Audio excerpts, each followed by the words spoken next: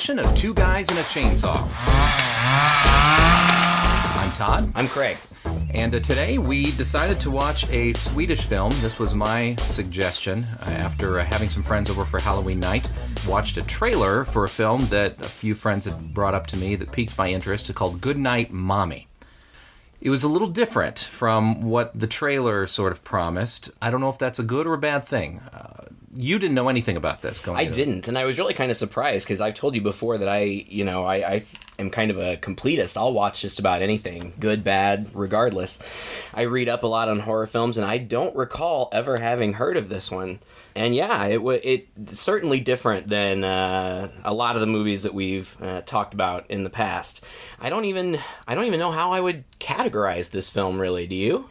It's hard to call it a straight-out horror film because a good majority of the running time, it kind of goes through, and it's a drama in a way. There is a sense of unease. Oh, definitely. Throughout it, where you're not quite sure what's going on, but you think you sort of have it figured out. And then it's about the last 30 minutes, 20 to 30 minutes or so, that suddenly things get pretty intense. Yeah. I mean, it's unsettling from the beginning, but honestly, I guess there's a certain mystery to it. In the beginning, I really kind of felt like I had the mystery figured out pretty early on. I mean, it seemed fairly obvious, and I kept waiting for maybe there to be some sort of twist that would throw me off my game. And the twist didn't really come. I mean, kind of what I thought was going on is what was going on, but it did keep me on my seat the whole time, and it certainly was unsettling, especially in those last 30 minutes. I mean, really, really unsettling stuff. Yeah, it starts out, we're basically in a very beautiful countryside area, very interesting European-style house, a house that's really too big for its inhabitants. Right, and it's like a mod-style house with, those hanging globe chairs and kind of really interesting artwork all over the place. Pretty extravagant, house, and just this... It's like IKEA meets MoMA. Yeah, exactly. Yeah, and they're in this house, and it's two brothers. They're playing through the countryside, Lucas and Elias. Uh-huh. And we get quite a bit of just them playing around with each other, going through these fields. It's clear that the house is pretty secluded. Yes, definitely. And wandering around inside, and then their mother comes home.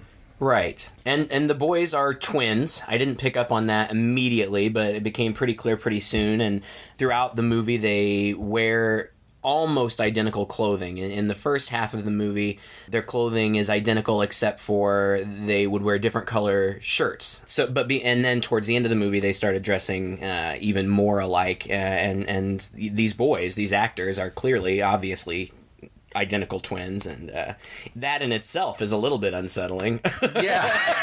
I don't know why, but there's something kind of creepy about kids in general in scary movies, and then you throw in the whole twin aspect, and they clearly have a very tight bond, as twins do, I guess. It is. And they're very quiet, and they don't really leave each other's side. No. It's almost like if you're watching The Shining through the eyes of the two girls. Like, you're just watching them the whole time. I was very much reminded of the two little girls in The Shining. It was very evocative of that. There's silence through most of this film. There's probably maybe 6 pages of dialogue. Yeah, maybe. Not very much, and it's really limited in scope as far as character is concerned, too. We've really just got 3 principal actors.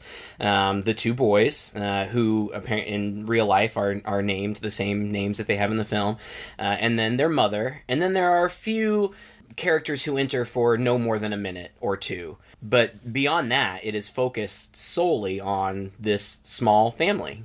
Yeah. Mom comes home. She's clearly had some kind of surgery done. You're not sure if it's from an accident but then you kind of get a closer look at the bandages and you realize it must have been some kind of plastic surgery. Yeah, it definitely looks like cosmetic surgery, and it's suggested that she's in television. She's a television host or something, a moderate celebrity. At least that's what the boys suggest. So maybe her appearance is important. If there has been some kind of accident, maybe it's reconstructive, or maybe she's just in the entertainment industry and she's had some pretty extensive work. You don't know. Getting a little nip and tuck there. Yeah. And she comes home and she's speaking with them, and right off the bat she gives them instructions. The doctor said that I'm supposed to take it easy. I need to be in bed a lot of the day. Let's not open the blinds because I need sunlight. I don't want a lot of sunlight. Don't bring any animals into the house. And then it's just kind of a somber attitude as the boys in this quiet home with their mother are walking around, and they get this feeling, at least from talking to each other, that she's not really their mother. Yeah, and it's really bizarre. I mean, it's obvious that something is going on from the beginning. First of all, the mother seems very sinister at the beginning. She's very short with the boys. Now, I suppose if you're looking at this from a rational perspective, she just had surgery, so, she's recovering. I mean, maybe she's in pain, maybe she's, not feeling well, and she's really just trying to get them to take care of themselves so she doesn't have to worry about it. But there's a coldness between her and the boys, and very early on, it's established that she's not communicating with both boys. She refuses to acknowledge one of them. She will only acknowledge Elias, which upsets the boys, clearly, and you're wondering from the beginning, what is going on here? And like I said, generally speaking, knowing what kind of movie we were getting into, I immediately had questions that ended up being right. I mean, do we lay it out right here? I guess you sort of do, because you're not going to watch this and get 10 minutes in without coming to the same conclusion that Lucas is a ghost. Yeah, or he doesn't exist, or something. She's clearly not acknowledging him. Lucas never speaks directly to her. He always relays his messages through Elias. When he does respond to the mother, if he does, she seemingly ignores it, but it becomes pretty apparent that he's not there. She can only communicate with Elias. Yeah. She communicates with him. Whenever Lucas says something, she doesn't really respond, and then Elias will repeat it, and then she'll sort of respond to that. And I think it's Lucas that sort of plants the idea in Elias's head that maybe this isn't our mother. It seems that way, and at first I couldn't tell. I thought, is he dead? And then I thought, are they all dead? I didn't know what was going on. I thought, especially since they were, dressed identically, except one of them was typically in a light colored shirt and the other one was dark. I'm like, are they trying to throw symbolism at us here? Is this like his dark side manifesting or something, like an imaginary friend or something? But it seems pretty apparent from the beginning that there's only one boy, and the conflict then arises with the two boys trying to get the mother to recognize them both. And then they also have this lurking suspicion that she's not who she says she is. She's not their mother. And the mother's acting strangely, too. Definitely. That's what really throws you off. You're trying to puzzle this together, and you sort of think, like Craig said, you sort of feel like you've got it figured out.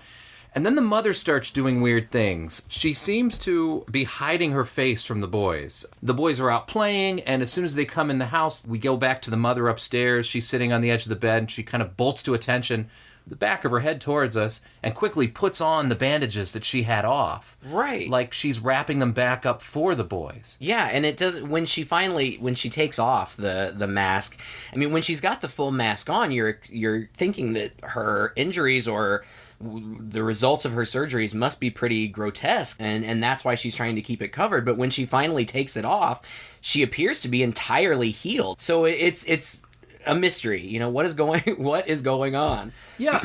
What did you think was going on? Coming from what we know about the end, and let's just say for sake of argument that there's nothing wrong with the mother except that maybe she's sort of troubled. I'm thinking of the Babadook, for example. Yeah, right. A mother who's kind of dealing with a very difficult home situation, and maybe that's a focus of this. She stands in front of the mirror in her robe and just kind of stares at herself for a while. Then there's that very strange moment where in the middle of the night she goes out into the woods, basically drops all her clothing along the way, takes off her bandages, and just sort of screams. Well, and it's a commonly used effect, that really, fast head-shaking, blurry head-shaking thing going on in the forest. And yeah, it's very weird. Is she possessed? Is she a witch? That was the part, really, that I had big-time questions about. So before we started talking, I snuck onto some message boards, And, these aren't experts. These are just guys like us talking on message boards. But one person suggested that whole sequence was a dream. That it was the boys dreaming, or the alive boy dreaming. And they backed that up by saying the very next shot is the boy sitting startled upright in bed. I didn't even remember that. I guess I was just still trying to figure out what was going on. I mean, it was all happening in the nighttime, so it didn't seem odd to me that the boys would be waking up. I thought maybe something that she was doing in the woods startled them, or they had some sense of it, or something. I don't know. I think I'm going with that dream theory, because it seems like it's suggested at the end that there's really not anything wrong with the mother. In fact, when it comes right down to it, the movie is really just about a family in crisis. Mm-hmm. There apparently, we never are filled in with exactly what happened, but there was some sort of accident, and the mother mentions a separation, so we guess the dad is out of the picture. And in just these really brief clips of conversation that they hear her speaking over the phone, she says things like, it's really hard, but I can't play along anymore. So it seems like they have been dealing with the aftermath of some sort of catastrophe. And I guess that would kind of explain her behavior too. She's really struggling. If it is the case that she lost a son, obviously that's something that she's struggling with processing. And if her living son is having some kind of psychotic episode, it would make sense that she would be a little bit off her game. Yeah, it's as though the living son is maybe imagining his brother. But there are little things that are just a little off about it that unsettle you, even when you're trying to unpack this as a puzzle. And I think what we're kind of saying here is there's really maybe no puzzle to unpack. And maybe that's part of what makes it so unsettling, is it's so straightforward in a sense. The plot's paper thin. Yeah. The characters they're pretty well developed, but we only see this slice of their life. Right, we don't exactly. There's not a lot for them to play against in order for them to open up different aspects of their personality. Right, we're just thrown into their situation. We get no context, and we're really never provided with the context other than just accident, separation. That's it. That's all we get. I don't know anything about psychology, but, maybe he's just processing his grief and he can't let go. So maybe his mind is playing tricks on him. I guess there's the possibility that there's something supernatural going on, but I didn't really get that feel. No, you always wonder, but you're right. You don't ever get that feel, because everything that Lucas does can be explained by Elias's imagination and Elias himself doing it, or Elias himself saying it right there and then in that scene. Right. And I was trying to pay really close attention, because I wanted to, as soon as I suspected that Lucas was dead, I wanted to see if anybody ever acknowledged him. I wanted to see if he ever physically did anything that actually manifested in reality. And I don't think it did. I think that, he never directly communicates with anybody except Elias. And although you kind of see, Lucas, you see him doing things, it's easy to believe either those things just really aren't happening, or that Lucas did it himself. It's not right. It's not difficult to explain if that's the theory you're going with. It gets strange about the point where they bring a cat in the house. At first I was thinking, is this meant to throw us off? Is something weirder going on here? Or, this is the sort of theory I'm going with, is this a really good job on the part of the filmmakers to bring us into the mind of a troubled kid? Mm-hmm. You all know about kids who are troubled. My mother worked at a psychiatric facility with pre-adolescents, and there's a whole laundry list of things that a troubled child will do that are sort of signs. And part of the survey when they admit people is to kind of go through this list of things, such as, has he or she tortured animals? Yeah. And has he or she do they play with fire? As this film was going off, I was almost checking them off. Obviously, fire plays into it a big time. Yeah. He's really into these cockroaches and these insects.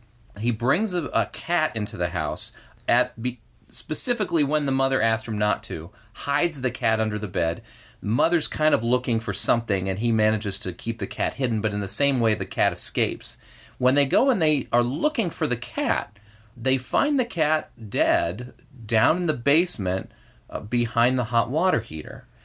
And I believe it's Lucas who suggests maybe Mom did this. Yeah, I'm sure Mom did it. And I was really curious about that scene too, because I thought that it was what it said to me was that Lucas, whatever he is, whether he's a projection, a manifestation, whatever he is, he's taking every opportunity to turn Elias against the mother. And there are even moments when Elias kind of has remorse or he starts to feel a connection to his mother again. He starts to believe that she is who she says she is. But Lucas always steps in at the last minute to remind him, no, we knew she'd try to trick us. And I wondered if I don't know. I definitely know what you're talking about with like the mutilation of animals and whatnot. But I almost wondered, they find this cat like in a catacomb around their house or something, which is kind of weird, but neat set piece. That's true. And they find the cat, and the cat is really docile. Like, it's kind of like mewling, and they go over and they pet it, and it doesn't run away. Really move. No. Yeah. And so they take it home, and the cat appears to be okay, but it never really comes out of this box. Now, I know you've got cats. Cats really aren't that dormant, at least not all the time.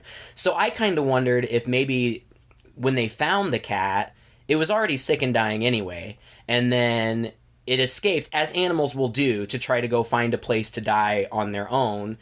And then when they found it dead, again, Lucas, whether he's a darker side of Elias's mind or whatever he is, used that as an opportunity to provide further suggestion against the mother. It's very possible.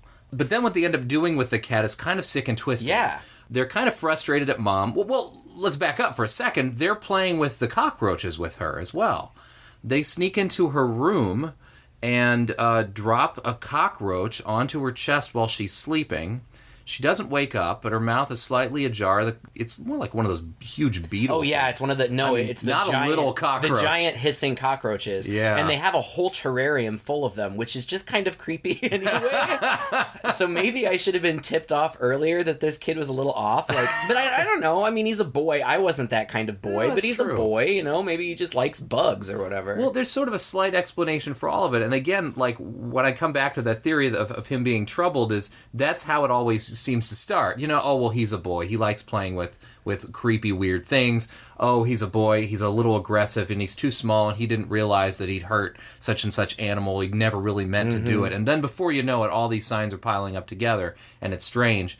The cockroach goes into the mom's mouth, and then nothing happens. Yeah. She doesn't wake up that we know of. Right. And we're talking about a giant hissing cockroach. The whole thing would fill your mouth. Right. Like this is some Fear Factor stuff going on. So it's not just a little bug that you might not notice. So it's very odd. And again, did this happened. They kind of snuck into her room after she had angrily searched their room for the cat. And she didn't find it, but she had an altercation with Elias. A little bit of a physical altercation. She didn't strike him or anything, but she kind of struggled with him on the bed. So they were angry with her and then snuck into her room in the middle of the night and put this roach in here. Again, maybe a dream, I guess, or not. I don't know. It was almost played as a sort of retaliation in a way. But then also this sort of sense of curiosity. But the fact that the scene ends, it goes into her mouth, the scene ends, and it's the next day. Yeah, and that's it. There's no shot back to their surprised faces. It's not played up like a horror movie would play up a scene like that. No, it's almost surreal. You really can't, or I can't locate the line between fantasy and reality a lot of the time throughout this movie. And going back to what you were saying about maybe this boy being troubled anyway, even the interactions between the brothers, the games that they play are violent games. They hitting each other. They hit each other and shove each other, and they'll smack one another and say, "Does that hurt?" No. Smack. Does that hurt? No. I don't know. I've never had a brother. I've never been a twin. So maybe this is a kind of a common thing, but it's odd and unsettling, and it makes you question, what's going on here and what's going on in these kids' minds. And I think it was in retaliation for something else. Then they dump out they take all the bugs out of the terrarium. They put the dead cat in there, and they fill it up with water, and you have this Was it water? I think it was initially. It was initially. Okay, yeah. Or maybe it wasn't, because at the end they set it on fire. Maybe it was like alcohol or something. Maybe, No, I mean, it could they be. were pouring it out of this big plastic jug. I just assumed it was water, but maybe in the end, whatever it is flammable. I kind of assumed maybe they had added something, but I guess it would make more sense if it was the Sort same of a thing. formaldehyde type preserve thing. And yeah, and they put the cat in there, and then they leave it clearly so that the mom will find it, which she does. And almost as a decoration in the house. Right. And I have to say, it fit in perfectly with the house. Like, if you didn't know it was a dead cat, the movie had kicked off with that thing in the middle of the table. Oh, yeah, well, that's kind of quirky. But Art Deco kind of weird stuff. Well, that was part of what I think also made the movie unsettling, was the design of the house. The fact that a dead cat floating in a thing almost looks like another art piece along with the house.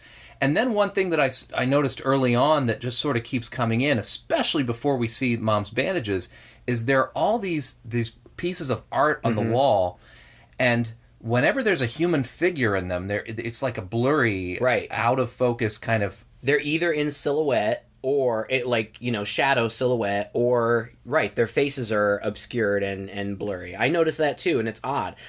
Because the mother seems to be so kind of invested in her looks, and maybe she's a TV personality or something. I wondered, there's one really large full-length portrait of a woman, but again, her face is obscured. But it was reminiscent of the mother. It was a blonde-haired woman. Mm-hmm. I don't know if that was meant to be her. I don't know. There were parts of me, that go all the way up to as far as, like, is this just sort of a ghost house, Is this the sort of blurry memory of the mother and of the different things that happened throughout their lives that are sort of decorating the house? I don't think that's what it is, but it just was a testament, I think, to the design of the show that I think those things were meant to play with you on a subconscious level. Oh, yeah, absolutely. I think so, too. It plays into the mystery of who the mother is because you're not seeing any faces on the wall to clue you in. Then later, the boys are staring at the pictures on the wall, and there are many nails jutting out where clearly picture frames had been removed. And had been removed. And all the pictures are of them and their mom. So there's no man in there, there's no whatever, and they start going through the photo album, and lots of photos have been removed, including one of the pages that says Our Wedding Day, which is completely blank. Uh-huh. And then they come across that photo of the only other photo in the house of somebody else, and it's their mother and a girl, or like a friend, somebody about her same age. What's odd about it is in the picture, both women, the mother and the other woman, are dressed in identical clothing, and they're very similar in feature. I mean, my first thought was, oh, the mom has a twin too. Twins do kind of run in families, so I thought that wouldn't be that out there. But that was one of those things that I kind of thought was kind of a red herring, and I don't really know what we were supposed to think about what was going on there, because they keep saying, you're not our mother, prove that you are. Like, they want her to show them her birthmark that she has on her face, but it's under her bandages, and she refuses to do that. They look at a photograph, or a video online that she had posted online, and they pause on a close-up of her face, and her eyes in the picture are brown, and then they go examine her eyes, and they're blue, and she just says, well, it's contacts. Well, I don't know. I mean, okay, I guess. You kind of know what color eyes your mom One had, would think. Unless you were so young you didn't realize she wore contacts all the time. And then to explain the picture, they say, who's that? And she's kind of evasive about it. That was one of the things I didn't really understand the whole time. I mean, it seemed like they were asking her questions. They were asking to prove things that would really not be all that difficult to answer or to prove, and she's really evasive. So I thought, maybe there is something going on with her. Like, about the picture, they say, who is this woman? And she won't say anything at first, and then they're like, who is it? And she says, a friend. We always dress just alike. What? I mean, who does that? It seemed like really convenient things. And then when they do finally get Mom in a compromising situation and tie her up to the bed, which they do, which is where the movie really starts to get really kind of dark, and I was kind of crawling in my skin a little bit from that point on. Yeah, there's all kinds of, well, we can go into that, but anyway, they tie her up, and then I think it's Lucas who points out the beauty mark. and Elias goes and wipes it away, basically. Yeah, it's makeup. It's just painted on. And, of course, that's to that, oh, this proves you're not my mom. She's like, no, during the surgery, they had to remove it. And we've been already given the suggestion that one or both of the boys plays with fire, and that plays into the ending of the film also. So maybe, whatever, and again, playing into the end of the film, the mother says to Elias, it wasn't your fault. It wasn't your fault that he died. So I wonder if maybe one or both of the boys was playing with fire, and there was a fire, and that is the cause of her injuries. And that would kind of make sense if she had extensive burns on her face that they would kind of have to reconstruct, and it would be consistent with the bandages that she was wearing, and it would make sense that if she had a birthmark or a mole on her face, if she had been badly burned, that's likely something that they would just remove. So that's possible, except there's that shot that pans across the wall where there are those two bulletin boards, and it looks like there's some photos of her marked up for the surgery. That's right. So it looks very much like a nip and tuck type kind of markings on there. Yep, you're right. I had forgotten about that. I wondered if it wasn't the opening sequence that was showing us sort of up to the point that Lucas had died.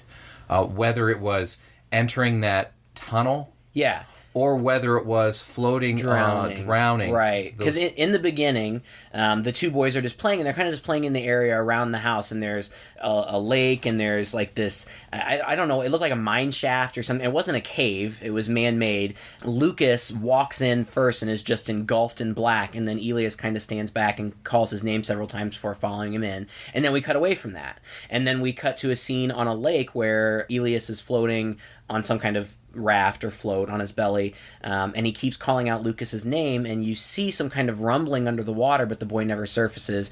And then it cuts into the beginning of the film when they're together and they're going home. So maybe he died accidentally in their adventures. I don't know. It's possible. And then perhaps this moment where the mother is sort of going through this rebirth, I guess. My theory is, okay, the boy died. Uh-huh. It caused a rift and a separation in the family. The guy, whoever he was, the man, didn't want anything to do with it, and so he took off. Mm-hmm. Mother got super angry, tore up all their wedding photos, took everything else. It's just me and the boy and the boy now. Except the boy is insisting that his brother is still alive. So she's sort of dealing with this by playing along with it, thinking it's going to go away. And then, I don't think maybe as a part of a feeling of rebirth, or maybe it's just something she's always wanted to do, she has the plastic surgery done, which means that she has to leave for a little while. And I guess she can just leave the boy at home alone. And then when she comes back, she sort of made this decision, now that I'm back, I'm not going to play along anymore, which is an unfortunate decision for her to make at that particular time when she's all bandaged up. Right. Because that leads Lucas to think that she is refusing to, leads Elias to think that she's refusing to serve Lucas, or she doesn't know about Lucas, so she's not their mother and she's been replaced. Right. You know what I'm saying? Yeah. That's sort of the running theory I kind of have going right now. I have a feeling you're probably onto something there. That seems the most reasonable explanation I can think of. But there's a lot of room for playing around with that. It's ambiguous. I mean, they're not just going to hand you the answer on a silver platter at the end. You're going to be left with questions. There's no question about that. The bits where they've tied Mom up in bed were probably clearly the most unsettling in the film, and that's kind of where the film was going, and you didn't expect it to go there. Did you? No, I didn't really expect it to go there. She's medicated, so and first I was like, how is this one boy going to tie up his mom in the night? But she takes a pill right before she goes to sleep, so I guess we're, led to believe that she's taking sedatives or whatever. And they tie her up to the bed, and I wasn't expecting it to go where it went. Like, that part, I mean, it's unsettling to have an adult, a parent, tied up to the bed by their child. But at that point, I was still thinking that maybe their suspicions of her were legitimate. I thought maybe that they were going to get her to confess that something else was going on, especially since she was being so elusive. Yeah. But then, as they go about trying to get her to confess, it becomes, I don't know. I mean, it becomes disturbing. It's disturbing, and because it becomes violent. Yes. And you never would imagine these kids would would be that kind of kid. Yeah, I guess. I mean, there's little suggestions. I mean, folks, spoilers. We've already done it, but more specifically, one of the things that they do to try to torture, I guess is the only word you can use, torture her into confessing who she is and where their mother is they take a magnifying glass and magnify the sunlight and burn her skin, her face. Yeah, like you'd burn an ant. Right. And we had seen one of the boys doing that earlier in the film with some sort of bug. With a foreshadowing. So I guess there was some suggestion that they might be capable of something, but I don't think that I ever expected them to turn that violent towards the mother. I thought they would chicken out. I thought maybe the mother would end up being sinister, and so then it would feel justified that they were doing the things that they were doing, but really, it's just their mom. Yeah. And the boy, Elias, apparently is just really troubled. And there's a lot of tension in there too, where you see the interplay, whether it's his another part of his psyche or it's a ghost or whatever. You see the interplay between Lucas and Elias. You see Elias sort of continue to surface up to this level of sanity, almost like, oh my gosh, what am I doing? Mm-hmm. Oh, of course she's our mom. Tears coming to his eyes at points, and then Lucas sort of is like, no. Trust me. Right. And in those moments when Elias starts to show some emotion, show some remorse, Lucas isn't there. Like, every once in a while, Lucas will just not be present. And Elias will kind of call for him and get no response. And that's when Elias will kind of start to show a little bit more sympathy, a little bit more warmth. He starts to believe his mother. And then right at the moment where you think maybe he's going to turn to her and things are going to be okay, then Lucas shows back up. No, she's just tricking us. It's spooky. I mean, it could all. I guess I think that whatever accident that happened caused a psychotic break in Elias, and he is not. He's messed up. Yep. And her refusing to acknowledge Lucas is what sort of was that last straw that broke him. That sort of last tenuous bit to sanity, causing himself to question Lucas's continued existence, his sort of invisible playmate, dead brother. He had a mask of his own, too. Right. And I thought that was interesting. At the point where the mother is unmasked, that's when, they tie her up and Lucas puts on his own mask as he's approaching her. Well, I wonder what, it happens at that scene. It happens early in the very beginning of the film when we see the two of them playing in those green masks. And then it happens at the very end when when basically the mother, we think she's escaped, she falls, hits her head, ends up tied up in the basement on the floor in the living room, and he just starts lighting everything on fire. Mm-hmm. He's circling her almost as kind of a ritualistic kind of thing. He's got candles set up all around her. I think he's got her super glued to the floor. I guess. Earlier in the movie, they had super glued her mouth together, which was a really, really unsettling scene. And then the visual, and that torturous scene where they're cutting it back open to very feed her. Slowly. Oh my! And you're just like, they're going to cut her. They're going to cut her, and then they do. And, I've seen a lot of these sort of torture films with torture in them. I don't think I'd ever seen those particular methods before. It reminded me, if you have seen this movie, I'll be so impressed. There was a bad movie from the 80s called Witchery, starring David Hasselhoff and Linda Blair. I have not. Sounds interesting, though. Interesting is probably the word. I have a thing for Linda Blair. The older Exorcist Linda Blair. This is her as an adult, and it's about a witch who lives in this castle or something, I don't know, but anyway, people end up there, and this witch kind of dispatches them. And in one scene, the scene that was seared into my brain when I saw it when I was a little kid was one of the women gets bound and hung upside down in the chimney, and the witch sews her lips together. Oh, jeez. And you see it. It's a practical effect. It's a slow thing where you see it all happening, and this reminded me very much of that, and it made me really uncomfortable. I don't know if it was because of my memory of that or just because it's a really uncomfortable uncomfortable image. But, you and I together have watched some pretty graphic stuff. I mean, we just watched Saw a couple weeks ago. And this evoked responses from me that are uncommon for me. We were both squirming quite a bit here. Way more than usual. I think on more than one occasion, I had an audible reaction. I mean, it was really unsettling. Well, there's something, the mouth, too. Anytime...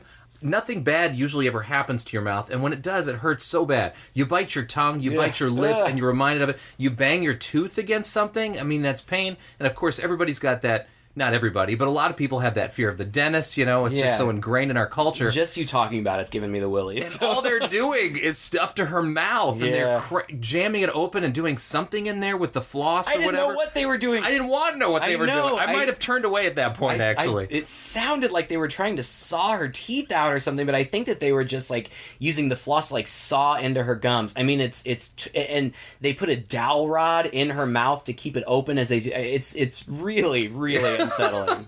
And anytime anything happens with your mouth, the blood mixes with that saliva, and it seems like, 15 times more blood than it actually is. Gross. And that's exactly what happened when she opened her mouth after they cut her when they were cutting her back open from the... And that's really as gory as it gets, and honestly, the gore is not that intense. In fact... the blood didn't even really look like blood to me. I mean, I know it was intended to be blood, but it wasn't of that bright red color that you would expect. It was more of a muted kind of brown. I don't know if that was intentional or what, but it didn't change the effect. It was still really disturbing to see, even though we've seen far more graphic, I'm sure. For whatever reason, this was just really troubling. Yeah, you can do that. I mean... In a film like this, I think it also sort of takes you off guard. One thing that I really like about it was the melancholy style that it just kept throughout. Absolutely. And it had beautiful wide shots. Yes, it did. And they would it was spooky because there would be these wide shots and they would linger on them for a really long time. Too long. Just a little too long on each one. You mentioned before the mother standing in front of her mirror, and she's got all of her mask on and she's wearing this gossamer gown and the wind is kind of blowing at her feet. And we just freeze on this moment for what had to have been a minute or two. I don't know. I mean, it seemed like a long time, and it was. I mean, it was effective. It was unsettling. And the movie's full of those shots. Yes. The shot's just a little too long. A very static camera. Mm-hmm. I really like that, actually. I did too. I get really tired of the shaky cam all the time. There were a couple moments in there, and it was toward the end when there's a little bit of instability in the camera. And at times it did seem to mirror what I interpreted as a little bit of instability in the boy. Mm-hmm. I'd have to go back and watch it to know right. that for sure. But it was really well done. It was very subtle. Yeah, I thought the cinematography was really artful. I don't know... When I go talk to other people about this movie, I don't know if I can say I liked it, but I think that it was artfully done, and it was definitely unsettling. But like you said, the camera work was nice, the pictures were beautiful, the color was really effective. So on that front, I think it was a well-made film. Oh yeah, undoubtedly, and used a lot of natural light. Very much so. We're seeing the sun kind of go down, and things are getting dim in the house, and it just is what it is. There aren't lamps filling in spaces and filling in the shadows. It's just like your house would be, maybe even darker than your house would be. Man, if I had that many windows in my house, I'd never turn on a light. Well, right. I mean, and that's the thing. They do a lot of cool stuff with backlighting. The interior of the house is really dark, but they have these big windows, and so there's artificial light coming from behind, so you kind of get people in silhouette. And it's also really cool looking because the windows are blinded, so you've got kind of this striped background that then the silhouettes move around in front of. It's neat. I thought it was cool to look at. One thing missing from it that you find in a lot of horror, any real element of comedy. No, I don't think so. No dark humor, nothing in this. And that's really pretty uncommon. It is. Even your most graphic horror films, brutal horror films generally have these moments of dark comedy where even if you're sick and twisted enough, you're going to laugh a little bit. Right. This movie seemed utterly devoid of that. It did. It seemed to be taking itself really seriously, and sometimes when that happens, it can come off as pretentious. I didn't really think this came off as pretentious. No. I felt like they had a purpose, and they were establishing a tone, and they wrote it throughout. It came off as very slice of life in that regard. The closest thing to comedy we had, and was that the Red Cross comes to the door when she's tied up, and the only thing going through my mind after they left without ever discovering her was, boy, even the Red Cross couldn't come and save this woman. The literal Red Cross coming to her door. This woman still had no hope. See, and at that point, it had already turned so dark that, they had the mother tied up in the bed. They had already been doing things to her. And then these Red Cross people show up. I was convinced they were going to kill these people. I thought they had fashioned weapons earlier on. It's true. I thought, these Red Cross people are going to find the mother, and these boys are going to dispatch them. It didn't happen. No, not at all. It's a serious movie. It's more dramatic than anything. And I think that's part of where I don't know that I would classify it as typical horror at all, but I think what becomes so horrifying at the end is you kind of come to the realization that this is just a human drama.